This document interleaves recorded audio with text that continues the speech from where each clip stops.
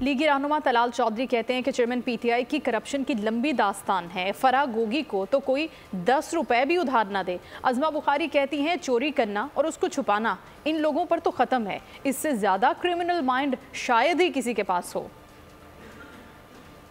Husband को 6 दिन पहले जो है इमरान खान की हुकूमत खत्म होने से 6 दिन पहले उनको भगा दिया गया, क्योंकि मालूम था कि ये जो फराह गोगी है अगर ये पकड़ी गई तो इमरान खान और खास तौर पर पिंकी पीरनी साहिबा जो है वो पकड़ी जा सकती है, और इसीलिए उन्होंने फराह गोगी को नहीं भगाया, उन्होंने अपने खिलाफ सबूतों को भगाया। जी, इसके ऊपर यकीनन सबसे पहले तो पिंकी पीरनी साहिबा को जो है वो शामिल तफ्तीश होना चाहिए। पिंकी पीरनी साहिबा जो है वो सब चीजें बता सकती है।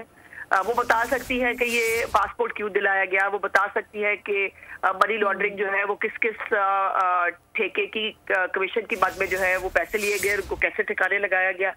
तो फराह गोगी को जो है वो भी वही वापस बुलवा सकती है। जो लीक है ये इमरान खान की करप्शन की वो दास्तान है जिसमें वो कहता था कि मैं तो कुछ करता ही नहीं।